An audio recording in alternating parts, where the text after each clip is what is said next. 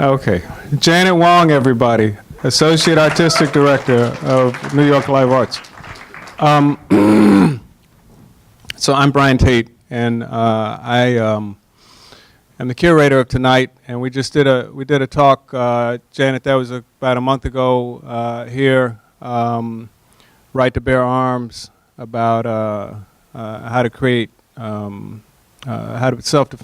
how to create self-defense in an age of aggression. In each of these open spectrum talks, we try to look at issues that are taking place in the world today and things that affect us all. And so it seemed that discussing mental health issues and issues of our emotional health would be very relevant to so many people. It's certainly relevant to everybody in my life. And rather than say a lot of things, I think I'll just read the curatorial statement, because that's pretty much where I say my piece. So if you don't mind, it's in your program, but if you don't mind, I'll read it out loud as well, okay? The stigma that surrounds our mental and emotional health is astonishing when you consider how many of us are grappling with heightened bouts of anxiety, depression, mania, and fear. Those conditions can spring from an array of factors, including our genetic wiring, which may contain data from historic traumas, the blunt impact of present-day racism, misogyny, xenophobia, homophobia, greed, and other forms of inhumanity, and the kinds of sudden, devastating losses that can arrive for anyone at any time. Then there is the psychological harm that is done for the sake of spectacle, the tearing apart of immigrant families, the criminalization of asylum seekers, the relentless policing of black and brown people, the unsubtle endorsements of white nationalism, the travel bans and mass deportations, the calls to erase trans identity, the threats of nuclear war, all meant to rattle the nerves of marginalized communities and people of conscience. These issues impact artists in a particular way. Artists have a unique ability to challenge society and advance the culture, but those who acknowledge darkness alongside joy can find themselves put at social and professional risk. In an age of aggression, vulnerability is easily mistaken for weakness. But some artists are empowering us to consider our mental and emotional health as part of our whole selves, and to accept any gloom that may exist there as inseparable from the qualities that also make us luminous and powerful. What new potential comes revealed with that embrace? With that said, I like to ask these questions because I don't know the answers to them. And we're going to hear tonight from some just amazing thinkers and people about these issues and any number of other issues. So please join me now in welcoming our panelists. I'm going to read very briefly from their bios, which you also have, but just as a way of introduction. Everybody's here, okay, great. I'm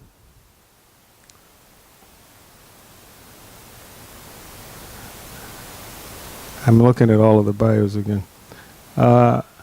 Caits Meissner, I did it right, okay, is a New York City-based poet, artist, and cultural worker, and the author of the illustrated hybrid poetry book, Let It Die Hungry. She has facilitated, consulted, and co-created for 15 years across a vast spectrum of communities with a special focus on imprisoned people, women, and youth. At the university level, she has taught at the New School, the City College of New York, and John Jay College of Criminal Justice. She currently serves as the Program Director of Prison and Justice Writing at PEN America. Please welcome Caits Meissner. Yeah.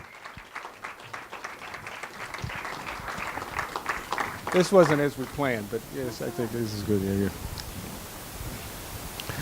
Loubna Mrie, close, is a Syrian photographer, journalist, and writer. She covered the Syrian war as a photojournalist for Reuters from 2012 to 2014. Currently based in Oakland, California, she is a frequent commentator and researcher on Syrian and Middle Eastern affairs. She is currently writing her first book. Please welcome Loubna Mrie.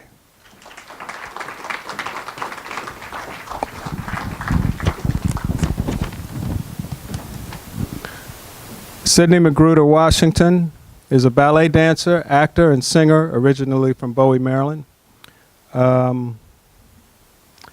She began her early training at CNC Dance Company under the direction of Cheryl Brennan and Carrie Cobb Smith, with whom she competed around the country and won various national titles. Her story of transparency and triumph while living with mental health issues has been published in BuzzFeed, Teen Vogue, Health, The Huffington Post, and, the Oprah magazine. She lives in Manhattan with her wife. Please welcome Sydney Magruder Washington.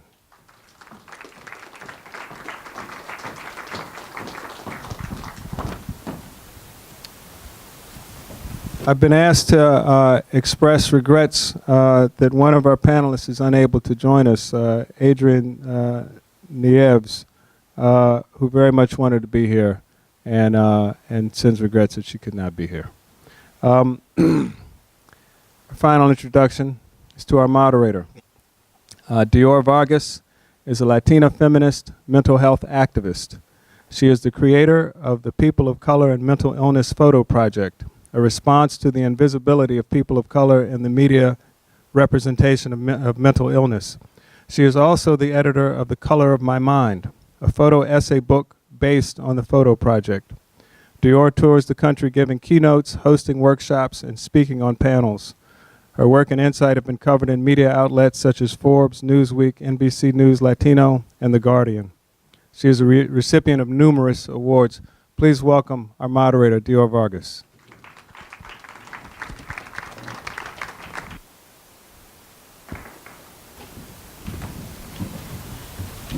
It's hard when you're short. You gotta climb on. Not sure if the mic is, there it is. Okay, great. Well, thank you, everyone. I'm so happy to see a great turnout, and I'm really excited for this conversation with these amazing women. I feel a little far away. Maybe just get a little close. So can I get a round of applause for these women, just to start?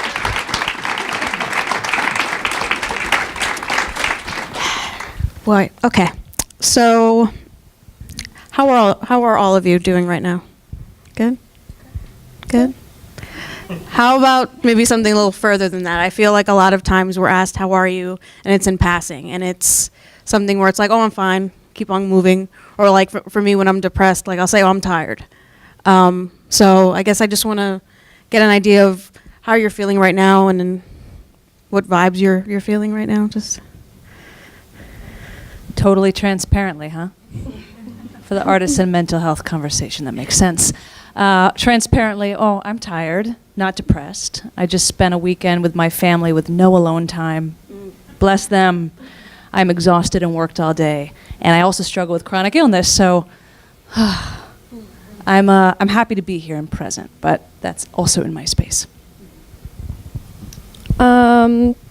Is it working? Yeah. I'm doing well. I mean, one of the main reasons why I moved to Oakland is because New York is so stressful sometimes, and so I just decided to take a break and go to Oakland to work on my first book, because it's really hard to be productive here, and I'm a FOMO. And so I came here and I found myself really stressed out of nowhere, and then I went to see my therapist, and I was even more stressed taking the train and seeing my therapist and coming back. So I ended up being really more stressed. But I think the cold is, makes you sad, and but it's fine. It's good. I'm okay today. The pressures of audition season are starting to mount as multiple companies and multiple shows do their first round of either equity chorus calls or trainee or second company auditions, and that's all in the next couple of weeks. So juggling which auditions to do, what to ignore this year, who to ignore this year, it comes with a lot of added work and stress, but it'll get figured out, I hope. Thank you. So you're all artists in different ways, acting, dancing, photography. Each of you, what led you, how did each of those mediums speak to you? Whichever order.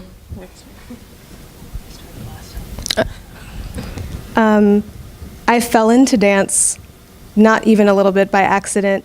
My mother was a dancer. I'm the youngest of 5 children, and my 2 older sisters are just mercilessly uncoordinated. And so when I came along, my mom was like, this is my shot. And lo and behold, I ended up taking to it like a fish to water. And it's odd because I never had the body type. My sisters are both at least 6.5 inches taller than me. And so that would have worked out in my favor, but I never made it past 5 feet. And it never occurred to me to not be a dancer. I don't want to say it wasn't an option, because I feel like if I had said at any point I didn't want to dance, my mother would have been supportive, sad but supportive. And I struggled making friends growing up.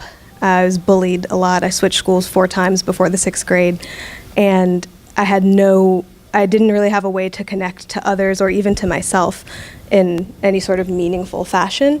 And dance, especially ballet, is something you can not master, but excel in quickly. There's a form, there's a kind of a rubric and a syllabus. If you can do 1 pirouette, you move on to doing 2, you move on to doing 3, 4, 5. You get your first pair of pointe shoes. You learn to do all sorts of fun variations. There's a codified kind of path of achievement in ballet that I felt like outside of school, I needed to have something else that I did that nobody made fun of me for. I needed to have something that I was good at, because I was not good at making friends. I was not good at hanging out with the other kids. I was not good at being social in that way. And I needed a way to express myself that felt like an achievement, felt productive even to me as a child. And as I got older, it definitely became more of a, this is my thing, this is my passion. Can't understand a life without it, would never want a life without it. And that kind of naturally came to include music and theater, and those interests kind of converged together and made me a theater person, and made me a ballerina who is a theater person. And it was kind of stamped in my identity pretty early. And it has brought me a lot of joy and a lot of success, but also a ton of hardship and a ton of just like rough times and rough seasons for sure. How I became a photographer. So it's going to be a very long answer if you guys have time. So in 2011, the Arab Spring was happening in the Middle East, and it broke out in Syria. And I took part in the protest, and we didn't have any foreign journalists. Foreign journalists were not allowed into the country. Any journalist would be detained by the government, and so I was 20, and then I and like multiple activists, we kind of found ourselves in that position that if we didn't show the world what was happening in the country, no one would know. And so I started with my cell phone, started to take photos, I started to take videos. Long story short, I had to flee the country, and then I was trained by an organization to actually take good photos, not just like blurry frames. And then I found myself working with Reuters. It's a news agency. I was working for The Wire, like The Wire service for Reuters that provided photos from the conflict on a daily basis. And yeah, I found myself covering a war. I was between 2012 and 2014. I was like 21 till 23. So I spent my early 20s, just on front lines, and then I came here because I got accepted to a fellowship in photography by Magruder Foundation and NYU, and after coming here, I actually stopped taking photos. I don't know, like now photography for me is just so triggering, and then I studied at ICP.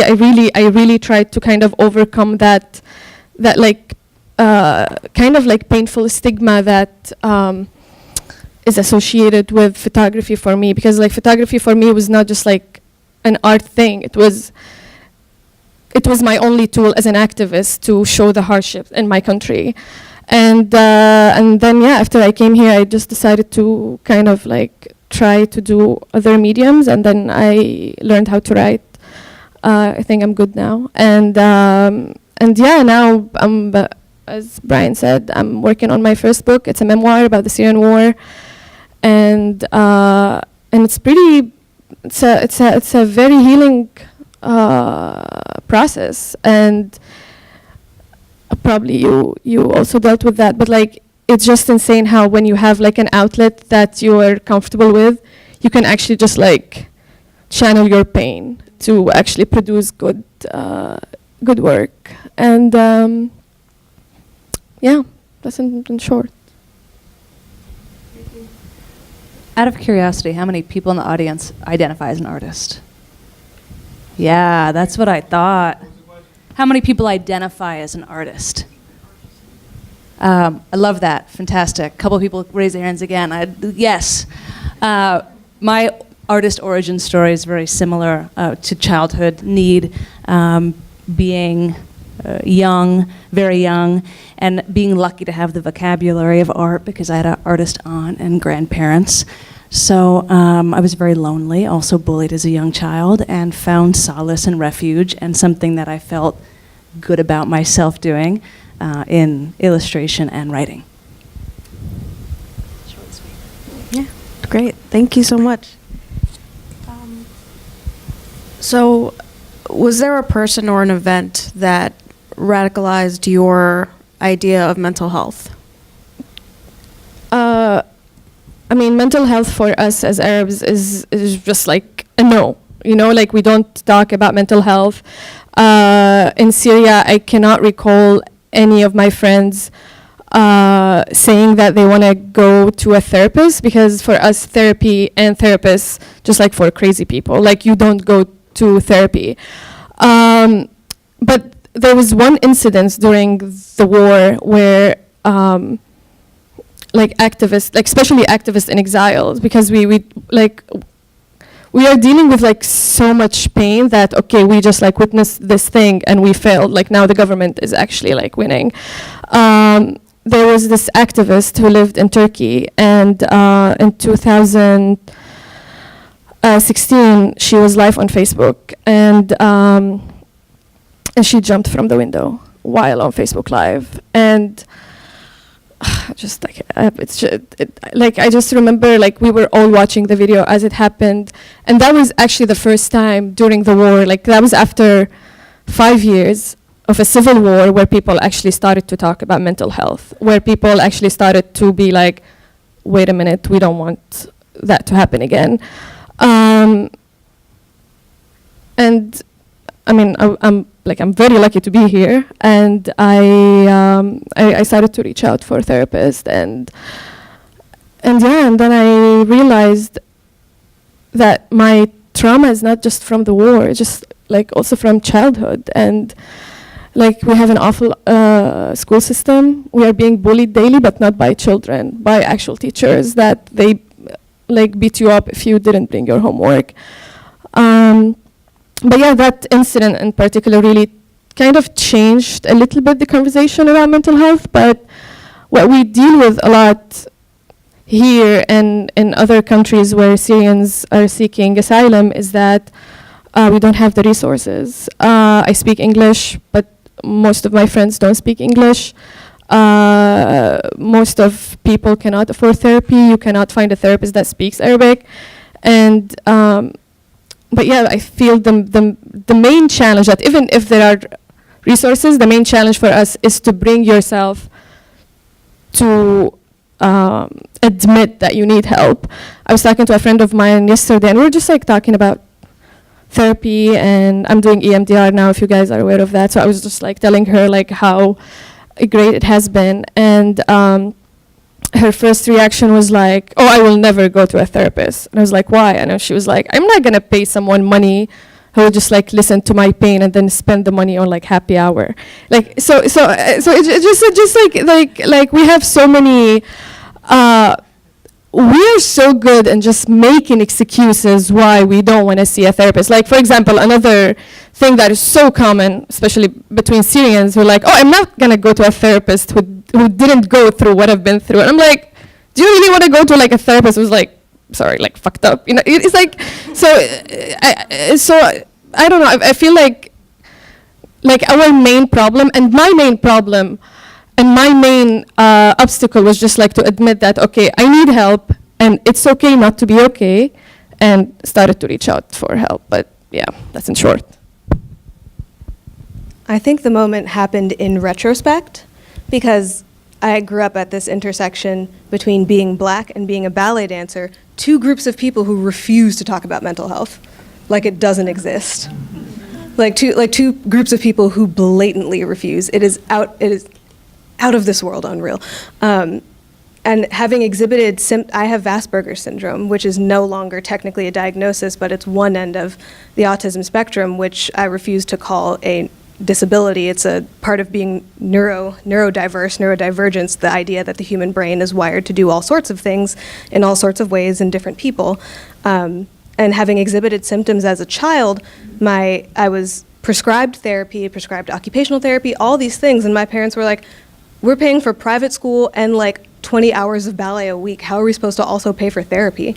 And so I ended up not getting most of the therapy I needed as a kid. And so, I continue to grow up. I, survive adolescence by some miracle of God. And I met my incredible wife when I was 20, graduating college.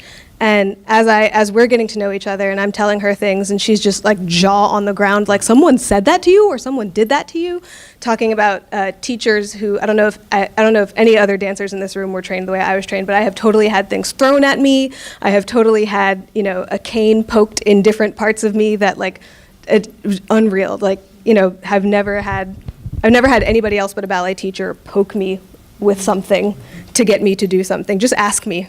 Just use your words and ask me. You don't have to poke me. But one thing that will stand out in my mind forever is I was a senior in college, so this is 5 years ago now. I was a senior in college, graduating with a dance performance degree, and there was a teacher on the dance faculty who hated me, loathed me for no apparent reason, but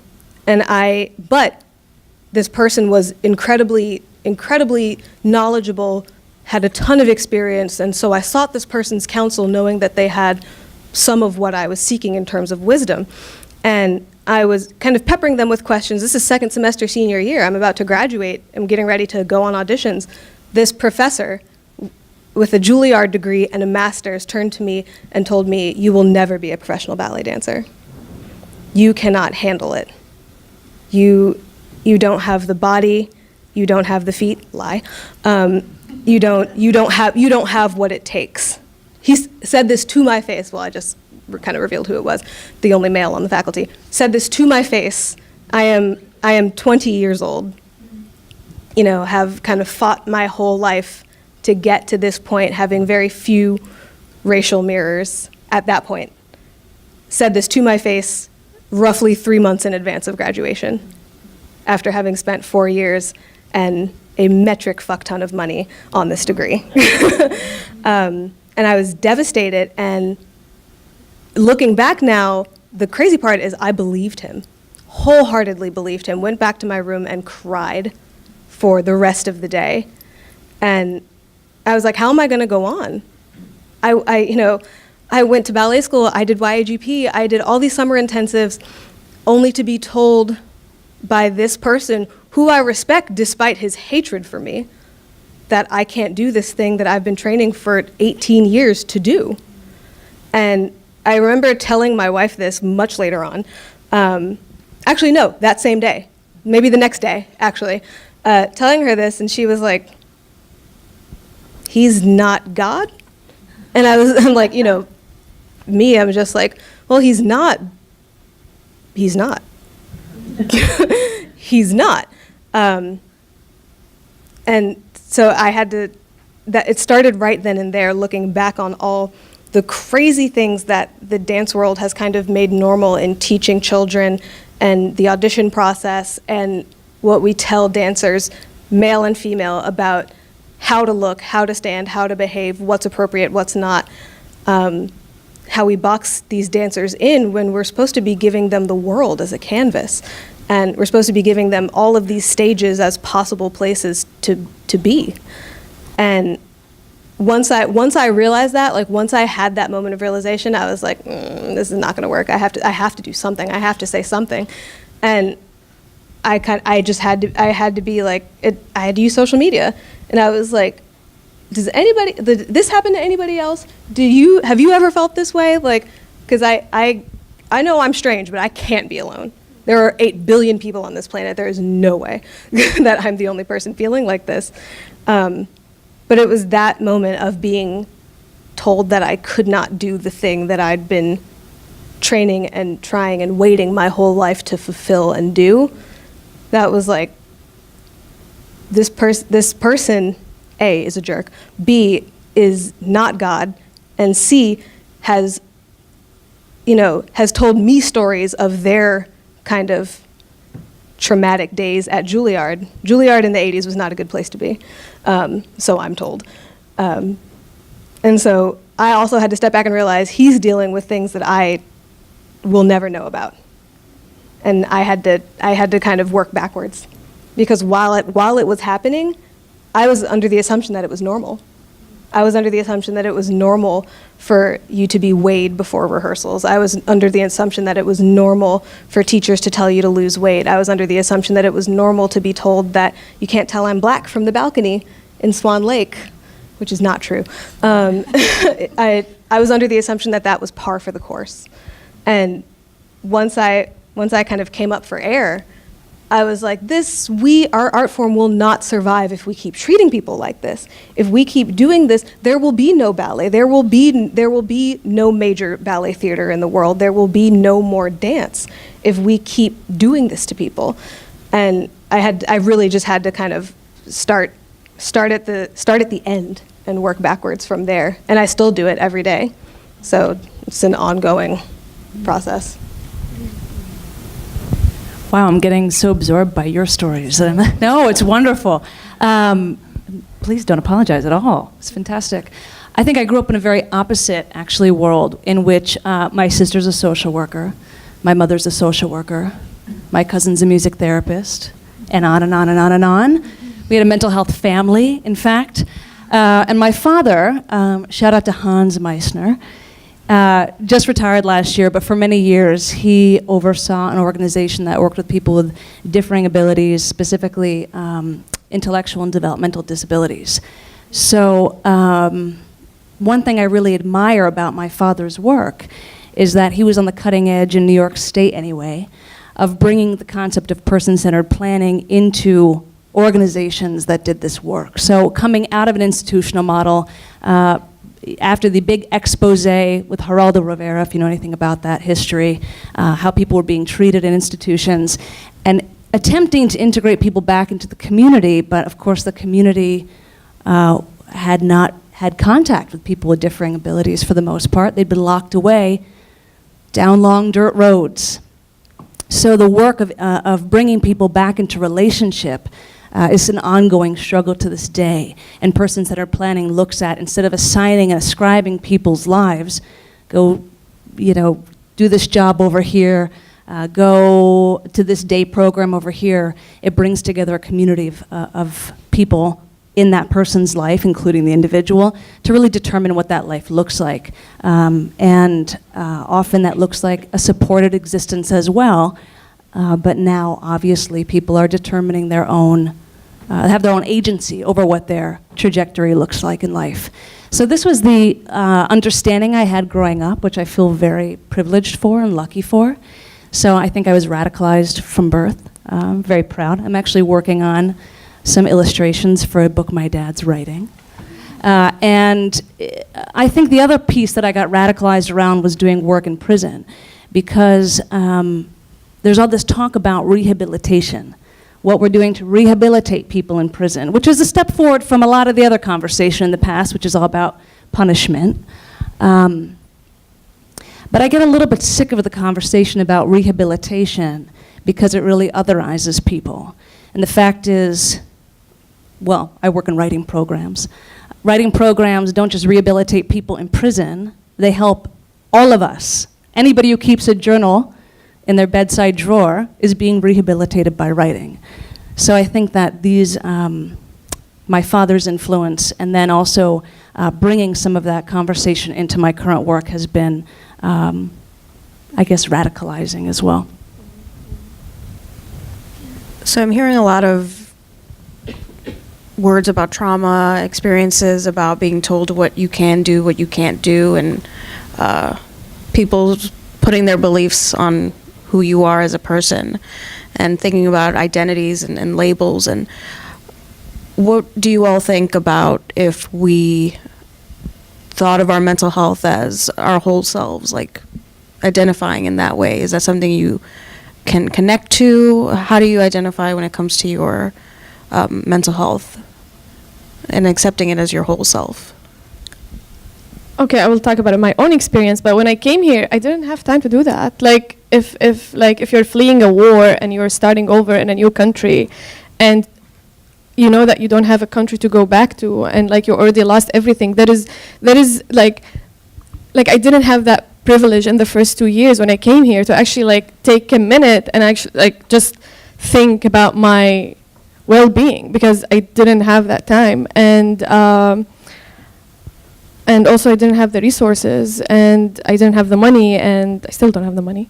But I didn't know how to reach out for help, and I didn't know how to find these resources that people like myself can use.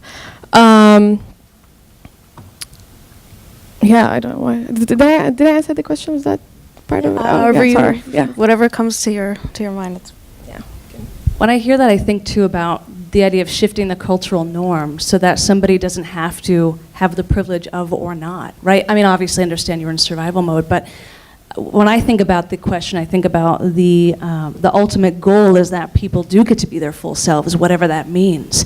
And that if you're going to use a label, you're owning it and claiming it as your own versus it being put onto you. So I absolutely think, yes, absolutely, our whole selves should include also the parts of ourselves that are unsavory, or I don't even think they're unsavory. I mean, I think that this is part of the larger conversation, rather than it being on an individual level, which is where we start, obviously, that we begin to, as a society, shift and see people as whole people, which includes, obviously, of course, mental health. Yeah. I definitely feel like I include it in everything I say about myself, because it's important that I feel it's important that people don't forget that about me. not in a conceited way, but in an I don't forget it about myself. It colors the way I do literally everything. It's important that other people know this about me, so that they don't feel embarrassed if they have the same problems. I saw a shirt somewhere that said mentally ill but still dope, and I was like, yep, that's me. And as far as being like a neurodivergent person, and being neurodivergent and being mentally ill are not the same thing. You can be both, you can be neither, you can be one or the other. And being a neurodivergent person, when I remind myself of that, reminds me that I need to advocate for myself in a different way to different people for different things, and sometimes there's pressure that comes with that, and sometimes, most times, people are gracious and accommodating and try to do, their best by me, which I'm grateful for. But I actually struggled with that initially when I started speaking out about it. My parents, bless them, were not thrilled when I started speaking out about it, because they thought I was critiquing their parenting. And if you have children in here, no parent is perfect. Every child is different. There's no blueprint on how to raise a kid and do it correctly. And I love my parents. I adore them. They, did everything they could for me, but my parents are both almost 70 years old. They were teenagers during the Civil Rights Movement. They saw some shit. And they were in their 40s when they had me. I was a surprise. And, having to deal with you being in your 50s and dealing with a preteen in 2005, 6, 7 is bound to be complicated. And so we've had a lot of talk since then. And whatever I needed to forgive them for, I've forgiven them for because they were doing the best with what they had. And my mom's concern was like, well, what if people don't want to hire you? You know, what if you go into an audition and they already know who you are? And I was like, well, they already know what I'm about. So, like, and if they don't want to hire me because I have mental health issues or because I'm neurodivergent or because I speak about both of those things and how we can be better, then I don't really want to work for those people. And so I'd rather go in and have that on the table than have it be a problem down the line. And so if I have to go around with a neon sign on my head, then so be it, because I feel like in 10 years another dancer won't have to. And that matters more to me, just generally. So if I have to carry around a megaphone for the rest of my days, then that's what I have to do. But the goal is for other dancers to not have to do that down the line, or to be able to say it with confidence and have it not change anything. Or, you know, have people be compassionate to them about it and still judge them on their dancing and on their character, and not because, and not judge mental illness as a character flaw because it's not. So, like, you know, years from now, hopefully sooner rather than later, that's what I want, and that's what I get out of identifying publicly. Can I respond to that quick? Thank you for saying that, first of all. And your sharing inspired me to share that. I'm so appreciative of you for doing that. And I was thinking about how my answers are not super personal. I'm talking about sort of the societal structure we live within. But of course, I also struggle with mental health, like many people do. And I, a couple years ago, had the same fears your parents had, but about myself. And I had been asked to do an artist and mental illness interview series. And the interview was like 15 pages long. It's extremely in-depth about your life. And I spoke about, or wrote about, well, I spoke about, I guess it was, I was speaking about having anxiety, major anxiety, and depression, and struggling with that throughout my life, but through very specific instances. And I had so much anxiety after the interview that it was going to be on the internet forever. And so even being somebody who does this work every day and tells other people they have permission, sometimes with myself I find it very difficult to be vulnerable because of those very fears, right? What's my boss going to say? Not actually my boss right now, but as more of a theory. What do my friends say? And in fact, what my friends said were, thank you. I read it twice because I needed to read that. So you're totally right. And thank you for opening that for me to say. You gave yourself permission to do that. And you probably had the same internal talk with yourself that I had with my parents. And I literally said to them, I was like, Mom and Dad, you did not raise me to be a punk. Like, you did not raise a quitter, a punk, or a doormat. And if I refused to speak out about this, I would be all three. And you would be more ashamed of me if I didn't say anything. If I went to my grave with this, you would be more ashamed of me than you would be if I said something. So, like, let me be extra right now. I'll promise it'll pay off in the long run. And my mom was like, well, you've been extra for 20 years. I don't know how this is going to change anything. But, like, I'm sure you had that conversation with yourself. You're like, it's like one of those scenes in the mirror where, like, hey, like, yeah, I'm not a quitter, a punk, or a doormat. So, you have to make that decision one way or the other. And I'm glad that you did. I was wondering if there was anything that came to mind or that you wanted to share further after. No, I'm just thinking that just imagine like the whole society around you will for sure call you crazy for talking about mental health, and this is exactly what happened in the Middle East. I was in a talk recently in Michigan, and most of the audience were American, Syrian American, so basically they grew up here. And for some reason I mentioned that I go to a therapist, and everyone was just like, I was like, you grew up here, and you're like kind of making me like sound weird because I said like I go to a therapist. So like imagine just like growing up in a society where, yeah, like for sure you'll be given shit if you talked about mental health. But I don't know, I think many people are doing what I'm doing, and they're speaking up, and we're just saying that, yeah, it's okay not to be okay, and hopefully we can change that stigma soon and reach your level in dealing with that. Yeah, I think about things like this all the time, about how there's so much stigma, how there's lack of resources, how there's so many things that are barriers to our ultimate well-being. And I guess I want to move maybe to something more positive in a way, in the sense that's like, what would be your vision for the future in a world where certain things weren't in place, like stigma? What would it require of people, and what would it cost? The vision that you have for a world where we can have these types of conversations where people aren't gasping at the idea that you have a therapist. So, like, what would be your vision, and what would it take to get there? I think from my own experience, I think just like for more people to come forward with that and speak about that and just explain that, okay, if you went through a hard time, it's okay to see a therapist. You're not crazy, but also at the same time, the resources, the lack of resources. Like I had to email almost like 40 therapists before I found one who would take me in for free. It's so different in California. You will email 20, 19 of them will get back to you. But I think, yeah, just like here, the lack of resources is the main issue. And I mean, if just each therapist who takes so much money, just like have 5 slots for people with low income, you will actually solve lots of problems. And also the problem with that most of people who would go to a therapist and like in the first meeting they don't like the therapist, they'll be like, okay, I give it a try, goodbye. But like, like finding a therapist is like Tinder. Like you have to go on like a couple of dates to, just like click with the therapist and just feel that vibe, and you decide to whatever, make it forward. Don't want to use Tinder terms, but just I feel like there is like lack of kind of education about mental health. It's not just between Arabs, like even between Americans. So it's my ideal world.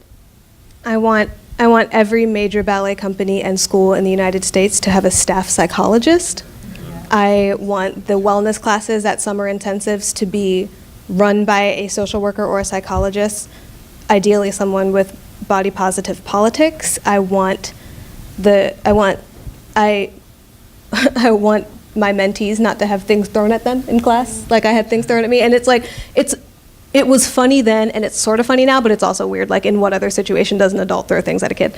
And I want there to be a way more open conversation about mental health in the dance world, because for someone who already has mental health issues, the dance industry as it is right now can make it worse. I was literally, before we got here, just talking about the casting for something major came out, and several of my friends and I had all auditioned for it, knowing that they were going to pick like somebody who was already famous, somebody who's already like kind of in their kind of circle, and we were all just like a little bit salty about it, because like, why did we? Part of it was like, why did we even go? We knew they weren't going to choose us. Like, we kind of wasted our time, and we had to kind of change our mindset and all that jazz. But the way we do casting, the way we do auditions, the way the industry is structured right now can change. It doesn't, and we don't have to sacrifice the integrity of the art form. I believe that passionately, that the integrity of the art form will survive even if we change the way we do auditions, the way we do company structures, the way, and this extends from ballet to musical theater as well. I've seen some crazy stuff there too, and if the simple act of taking people's mental health into account in a real way, instead of just saying, thank you for coming, we know this was, a time in your day, thank you for coming. Being transparent about what you're looking for, being transparent about when you've casted something, letting people know. I cannot, and I'm sure some of you in here have had this experience, there's nothing more agonizing than waiting for audition results. Nothing.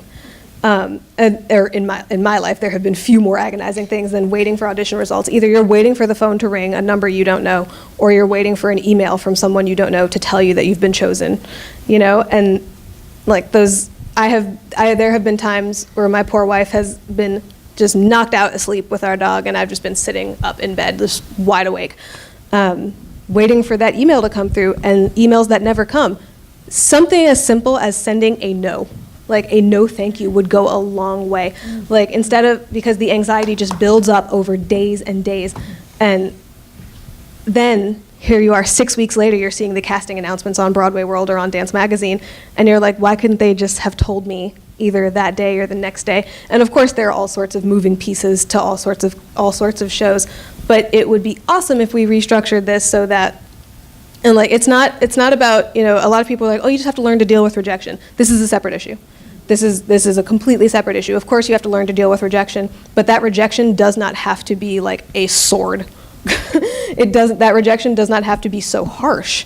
It can be, you know, it can be like a gentle letdown. We're not advocating for participation trophies. We're not advocating for, you know, everybody gets something. We're advocating for everybody just being decent to the people involved on a regular scale.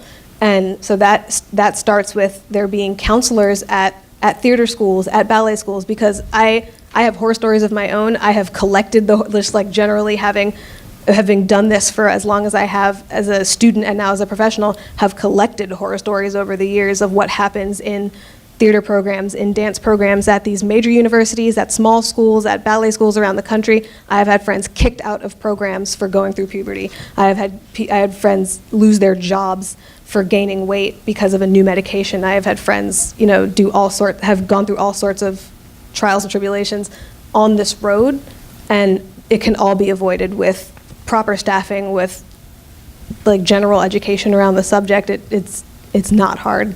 It doesn't have to be. Yeah, I agree with all of those points, and I think that what you experience in the dance world, you know, is also our larger society. America is such a culture of ambition and of success, and your worth is based on your success. As I'm sure many people in the audience have felt. I feel it all the time. How many publications I've gotten, et cetera, et cetera. So I wonder, I don't know how you do this, but I wonder if we start to shift to a culture of just inherent worth and dignity, which is much easier said than done, I think, internally or as a society. How do you get there? Education is definitely a start. I remember teaching a 15-year-old, or talking to a 15-year-old I was teaching, and she revealed some major anxiety she was having and was feeling very alone because of it. And I said, you know, I don't know if I'm supposed to tell you this, but I also have major anxiety. And she couldn't believe it. She was like, you? I would never guess. I said, oh, you learn. You learn how to navigate it. So obviously education, obviously exposure, obviously people being vulnerable, us seeing vulnerability as a strength, et cetera, et cetera. But I also think policy, access to health care, that includes mental health. All of those things, I think, start to make a difference together. It's hard for me sometimes to see what that world looks like, or to vision it, or to have any idea what road to walk down, but I think those are definitely some goals or first steps to be reaching towards. So just one last question, and it's a question that I hate answering, and since I don't have to answer it, I'm going to ask you all. It's also a question that makes me feel uncomfortable, but I think that a conversation like this, you have to kind of sit in the discomfort, and I think that there's power in that, and power and vulnerability. What do you love about yourself?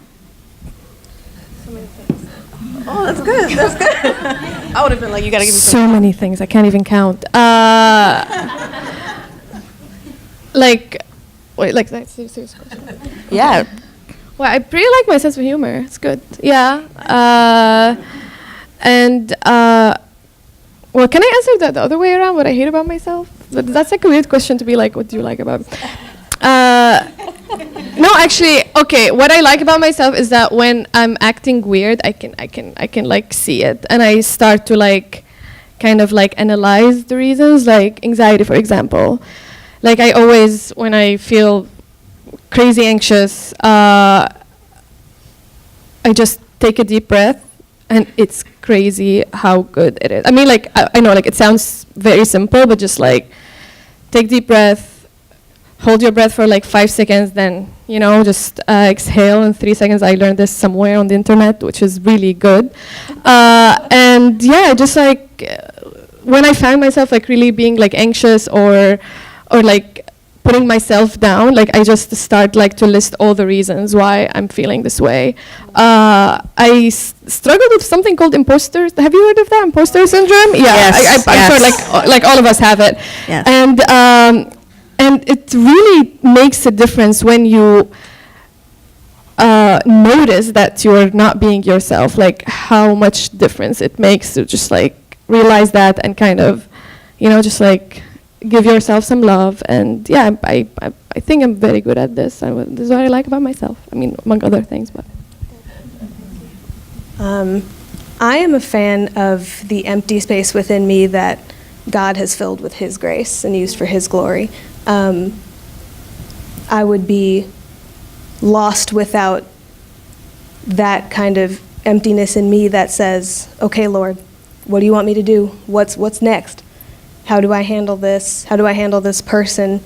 That ability to listen for God's leading has done a lot for me. I am animals and small children are like magnetized to me. I'm like Snow White. I am a nurturer. I love children. I love animals. I generally like other people.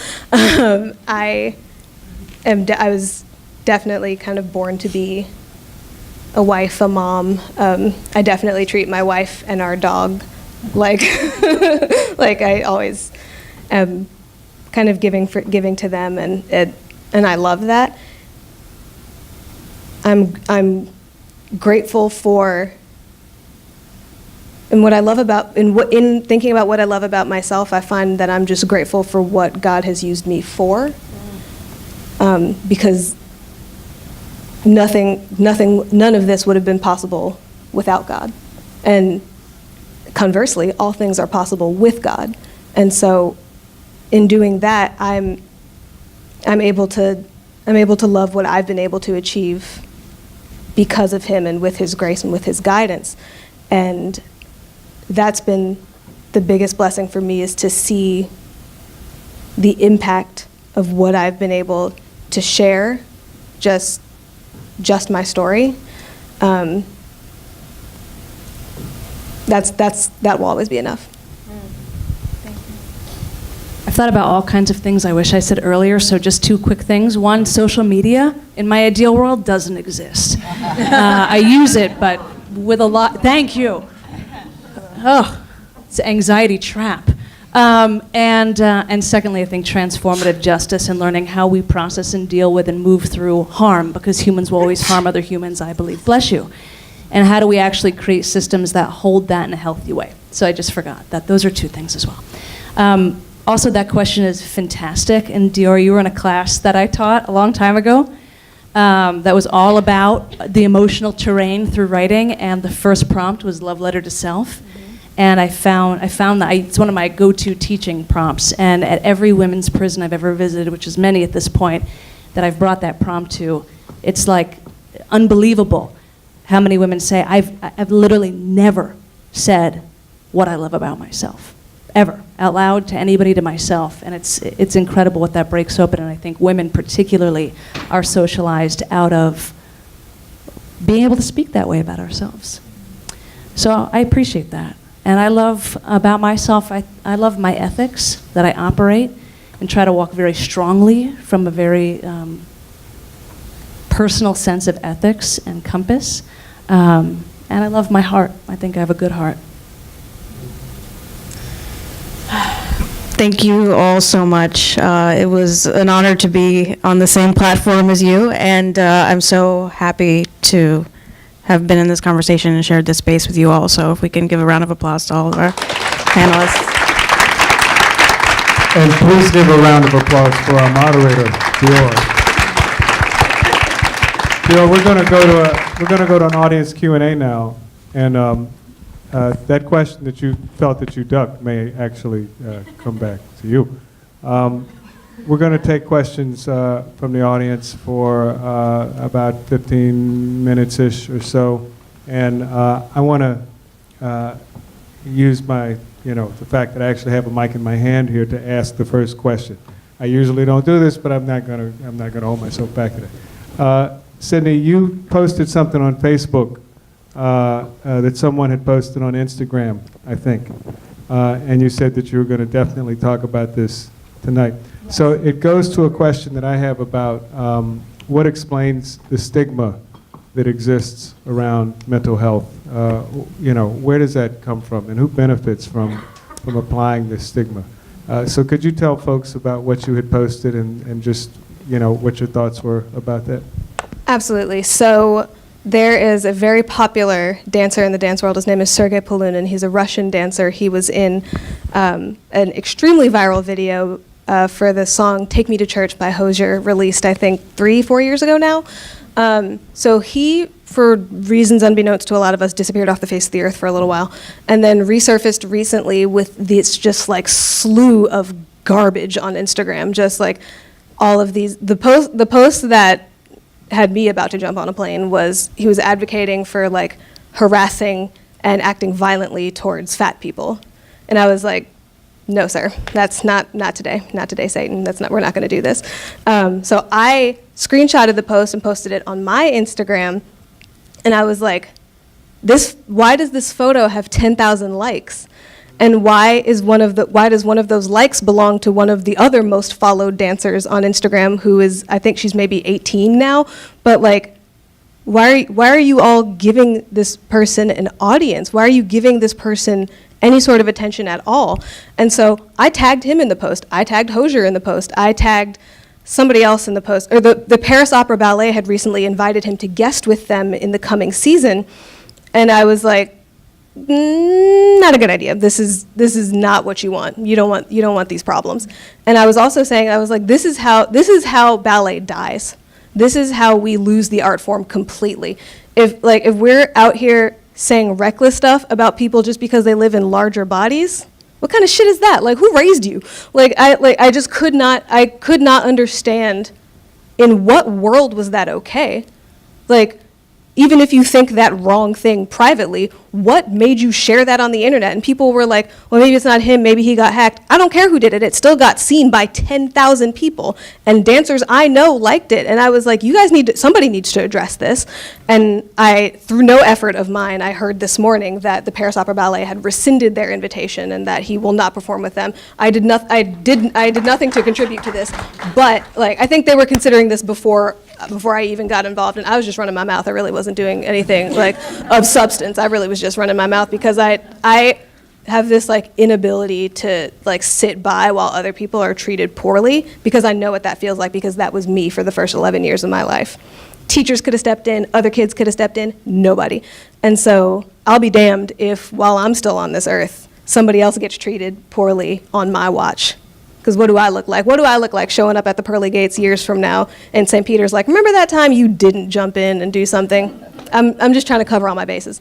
And I said in the caption, I was like, this kind of like blatant fat phobia in the ballet world will keep a lot of young dancers from studying or from becoming professionals, because they're afraid of the thoughts of people like you who are getting audiences of thousands on social media. They're afraid of what people will say about them or about their bodies, because ballet teachers, or at least the ones I've had in my time, and I know things are changing now, for which I'm very grateful, but I've definitely had teachers make open comments about people's bodies, like to them, about them when they're not there. It's a very common practice, and it's seen as innocent. It is not, obviously, but to have those, to advocate, literally, he was like, we should slap fat people, and I was like, I am not a violent person at all, but I will slap you for this. Like, I just could not fathom that someone would put that out on social media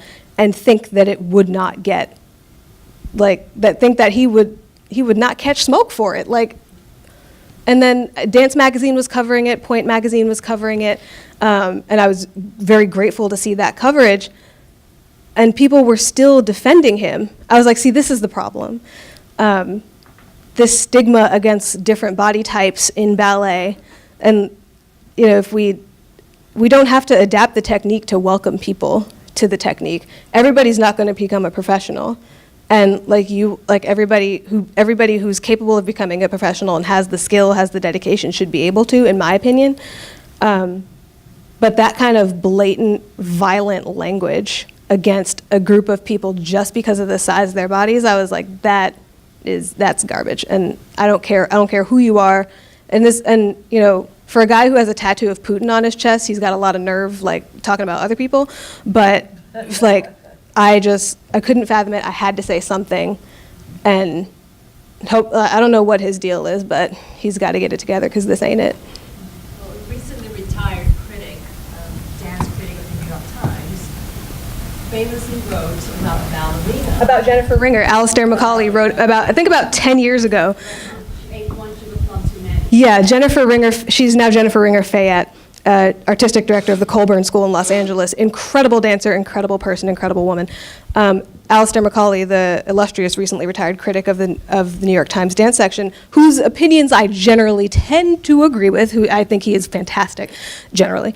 This was like, well, yeah, everybody's, of course. I tended to agree with him, but about 10 years ago, I think now, maybe even longer, when Jennifer Ringer Fayette was still dancing for New York City Ballet, she was the Sugar Plum Fairy one night, and the next day, Alistair Macaulay wrote about her in the New York Times, said that she had eaten one too many sugar plums. And I don't remember, I was not old enough for it to register when it happened, but I remember hearing about it years later and being like, damn, like, was that necessary? Like, spoiler alert, no, it wasn't. And she was someone that came out openly about the beliefs. Yes, and in her autobiography talks a lot about that.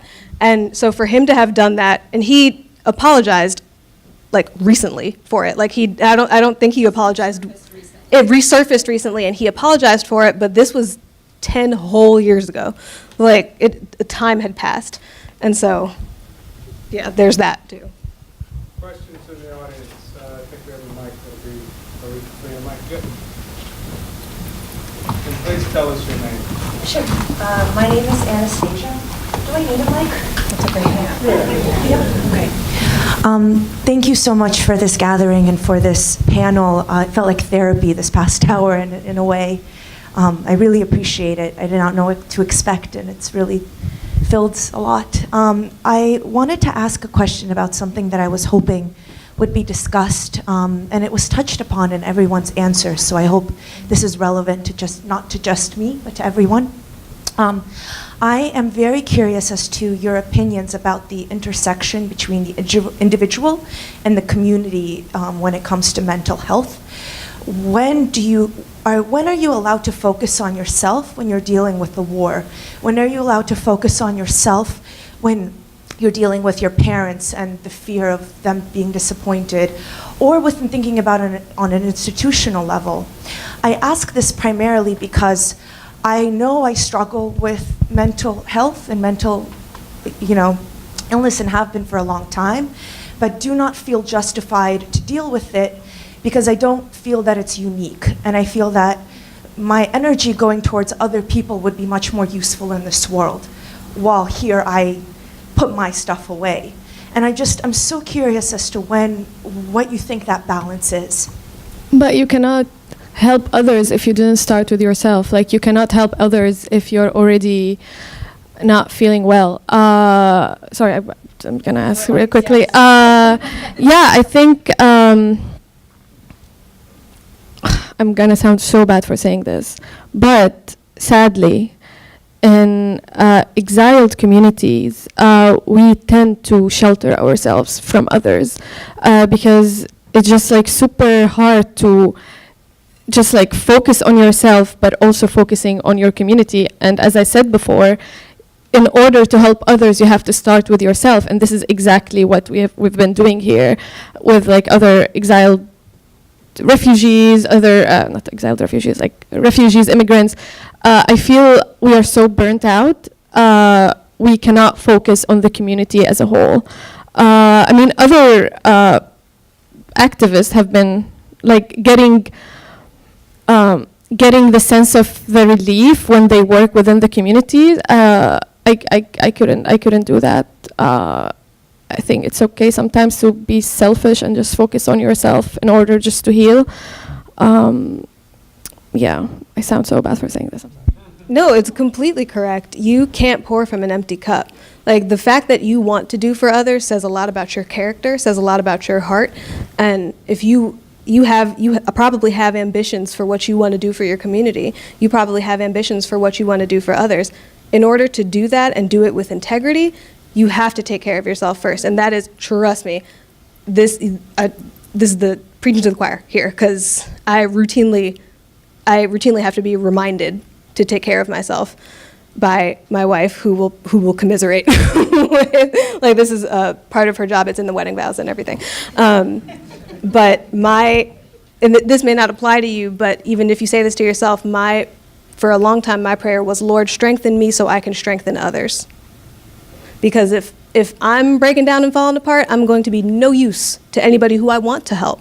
And that doesn't mean you have to hide your vulnerability. That doesn't mean you have to hide when you're going through something. It just means, like, I'll be back. I have to leave for a few days. I'll be back. This is as much for your good as it is for mine. And don't be afraid to take that for yourself, because you can do great things when you take care of yourself, so that you can in turn give of yourself to others. It's so important and it's so difficult. Don't make this an overnight project, because this is a years-long situation. But you're starting, and that's all that anybody can ask of you, is that you start. So good job. Check, check, check, check, check, check. You'll get burned out if you don't. Also preaching to the choir. It's a lifelong journey for me, I think, to learn how to take that time.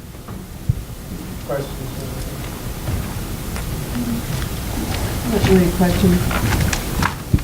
It's a further response. My name is Alice. I'm a performance artist living in this town forever. I think it's an ongoing process that continues, and I think if you're taking care of yourself, you're allowed to take care of others, but you have to be taking care of yourself. It's like when the airplane goes down, you put your own mask on before you put the mask on your child. So you're not going to come to the end and get better and then be able to take care of other people. You're going to begin the process. And because you're beginning an ongoing process, you'll be able to take care of other people. My name is Michael. Thank you so much. I think it's following up with what both of you are saying. My prayer in the morning is, please God help me be of service. And what the model of self-care that I heard, or mental health care that I heard, was more see a therapist. And I'm wondering, what experiences have you had in groups? Like, for me, getting to this point, it's actually been the most valuable has when I've been able to listen to somebody else, and when I've been able to share my experience directly with them. So yes, there's a place for individual therapy, but that's not the only, and the other ones are usually very low price. I'll just say I have no experience with group therapy myself, so I can't speak to it, but I do say, where did you get your shirt? I love it. Stakes is high de la soul. I don't have experience with formal group therapy either, but I have been in therapy several times over the course of my life. Am still looking for a therapist. Jesus.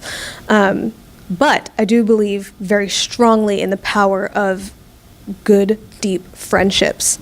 I have, over the last couple of years, amassed a girl gang of outstanding quality, and that group text is a lifeline for me.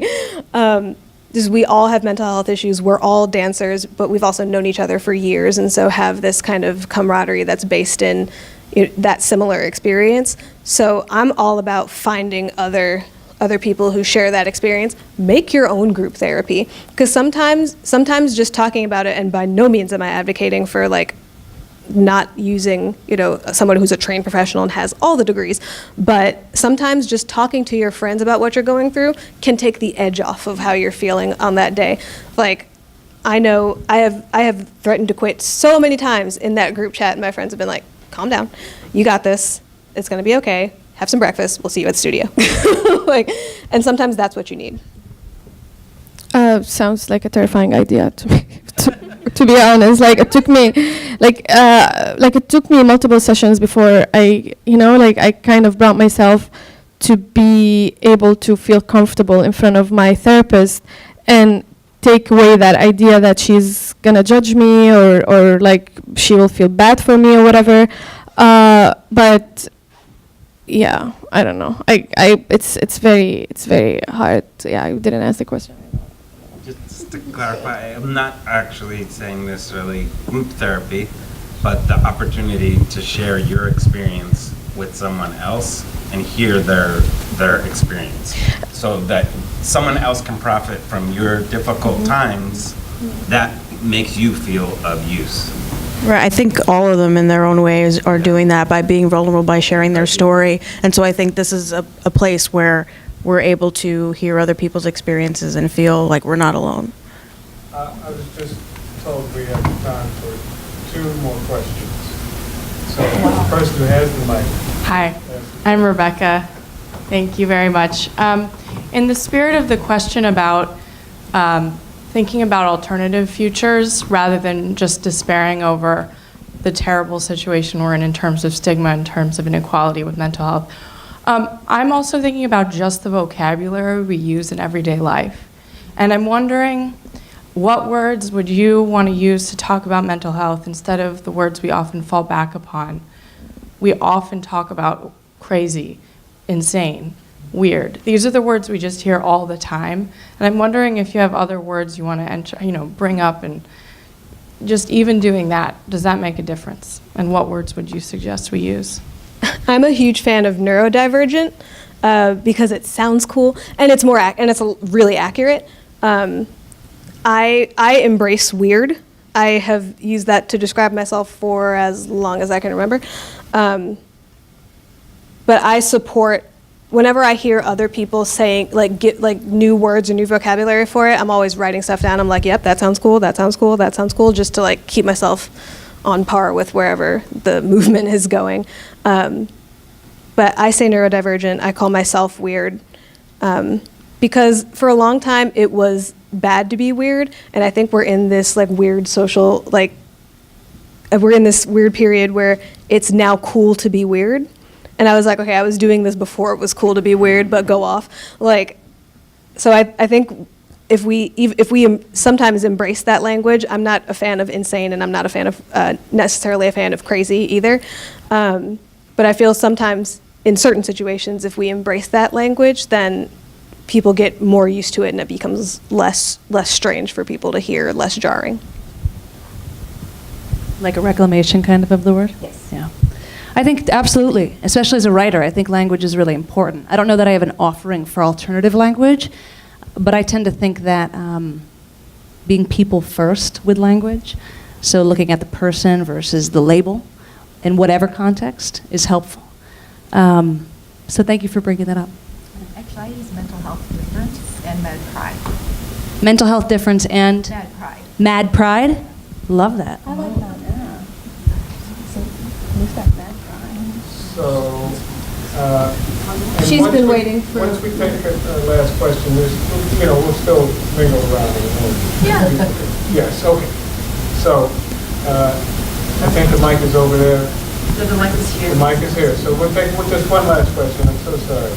But we can continue to talk after. You're pointing at someone. She's in the purple scarf. You've been waiting. Yeah. Thank you. Thank you all for that. I've been hiding away in a PhD program for the last 5 years with total writer's block, as in I've probably written one good page. And I think that what I feel is the intersection of my whiteness and my privilege, and also the strange personal story of my own trauma and my own struggle with mental whatever. So it's really refreshing to be here, because I think that I actually have a reason to write now. And I'm sorry to overwhelm you guys with my emotion, but if you're in that lowest moment in your own life, or when you want all the lights turned off, or you just want to totally be alone, and you feel like no one else gets it, what's the message that you want to receive that makes you feel like you want to put on your shoes and go out? You know, I keep like kind of like small love notes for myself that every time I feel down, I just like open them and I just read them. And I mean, I know it sounds so cheesy, but it's nice.